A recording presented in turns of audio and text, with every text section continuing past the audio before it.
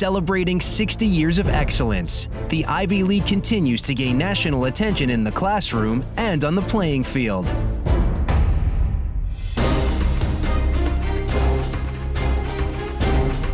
For only the fourth time in league history, there was a three-way tie for the Ivy title. Dartmouth, Harvard, and Penn each had one conference loss as Dartmouth beat Penn, Penn beat Harvard, and Harvard beat Dartmouth.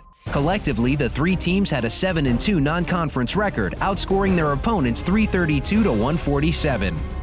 Let's take a look at the final Ivy League standings. For most of the year, Harvard shared the nation's longest Division I winning streak with Ohio State, winning 22 consecutive games. Brown quarterback Marcus Fuller ranked 9th nationally in completions per game, and Harvard quarterback Scott Hush was 6th nationally in total offense. That's what you're talking about. He makes the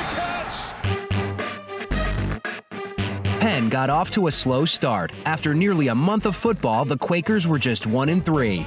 But the one win was a stunning 24-13 upset of crosstown rival Villanova, the 5th-ranked team in the Stats Top 25 poll.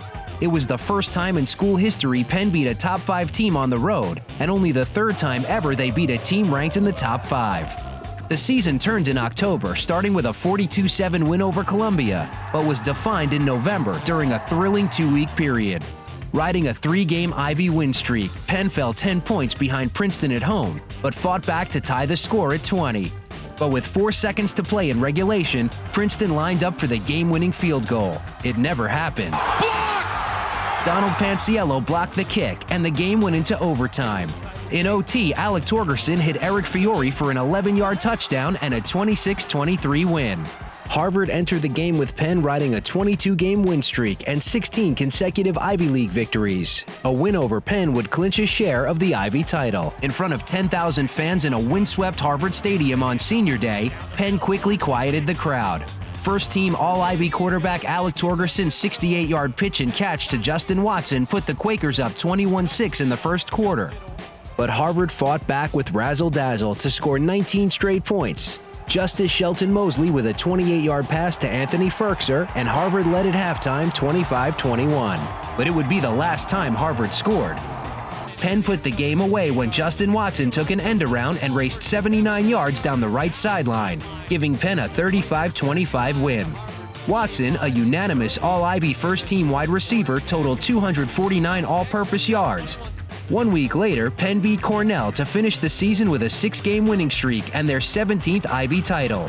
First-year head coach Ray Priori became just the 7th coach in Ivy League history to win a title in his first season and was named Ivy League Coach of the Year. Harvard rebounded from the loss to Penn to beat Yale in the game in front of 51,000 fans for a share of the Ivy title. It's the first time in school history Harvard won 3 straight Ivy football titles. First-team All-Ivy quarterback Scott Hush is the only Crimson QB to win his first 14 games and finished his career 15-1. During a 4-game stretch in October, Harvard's defense allowed just 10 points in 4 wins, the least amount of points allowed since they gave up 12 during the 1933-1934 seasons. Their signature win was a come-from-behind victory over Dartmouth. Trailing 13-0 with 6:38 to play, Harvard got a 38-yard touchdown from Saitu Smith II to cut the lead to 13-7. Then with 38 seconds to play, Hush hit the Ivy League Rookie of the Year, Justice Shelton Mosley, to put Harvard ahead 14-13. But it was the defense that won the game.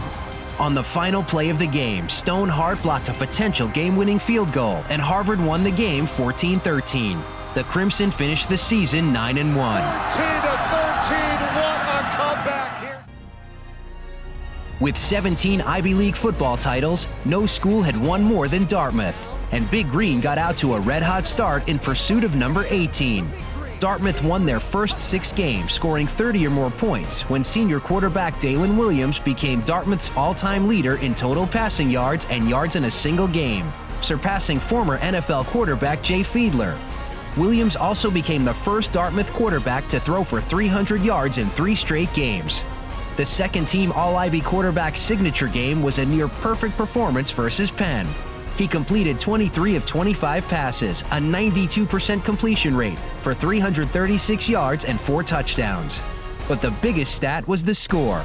Dartmouth beat Penn 41-20 for their first win in Philadelphia since 1997. A closer look at Dartmouth's season shows they were 38 seconds away from a perfect season before losing to Harvard 14-13.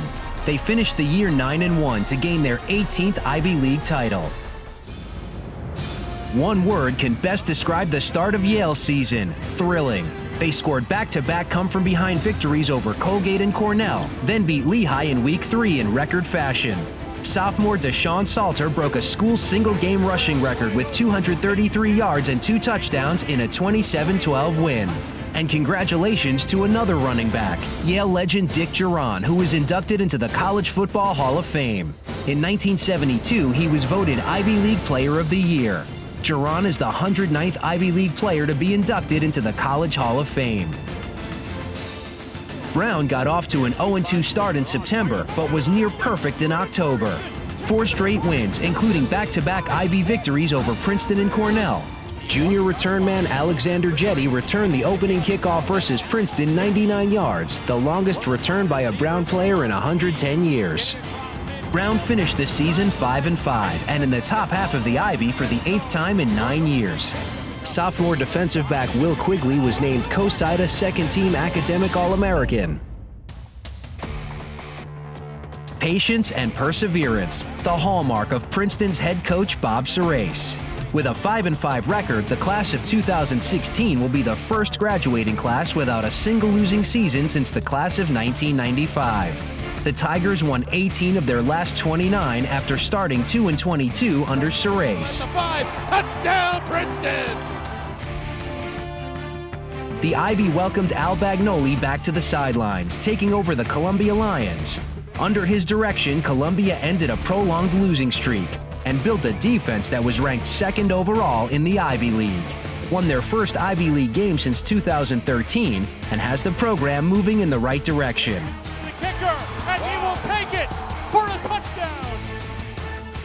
Cornell said goodbye to one of the most versatile football student athletes in school history. Senior Luke Hagee is the first player in Ivy history to rush for more than 2,000 career yards and gain more than 1,500 receiving. The 6-foot senior finished his career as the Big Red's 4th all-time leading rusher. A team with a roster boasting youthful talent, the Big Red defeated Columbia on Senior Day 3-0 for their first shutout in 22 years and captured the Empire State Bowl for the 4th time in 5 seasons. One of the most exciting football seasons was capped off with a trip to New York City for the presentation of the Asa Bushnell Awards. It goes to the top offensive and defensive players of the year. Ivy League Executive Director Robin Harris announced the winners. From Harvard is Scott Hush. Congratulations. From Penn, Tyler Drake. Congratulations. Congratulations to the Gogolak brothers, Pete and Charlie. 2 of the Ivy's most prolific kickers were honored at the 58th Annual National Football Foundation dinner with the Outstanding Contribution to Amateur Football Award. The Ivy League continues to gain national attention. Harvard finished 20th in the Stats Top 25 final poll and Dartmouth 23rd. The Ivy is also well represented in the NFL, with 15 former players on NFL rosters. Harvard tight end Ben Braunecker was selected to play in the prestigious Senior Bowl, a top showcase for NFL prospects. Braunecker and teammate Cole Toner were also voted AP First Team All-FCS. Overall, the Ivy placed 6th on Stats FCS All-America team. Congratulations to Dartmouth, Harvard, and Penn, and all of this year's award winners. For more on-demand content and live coverage from around the Ivy League, tune in to ILDN.TV.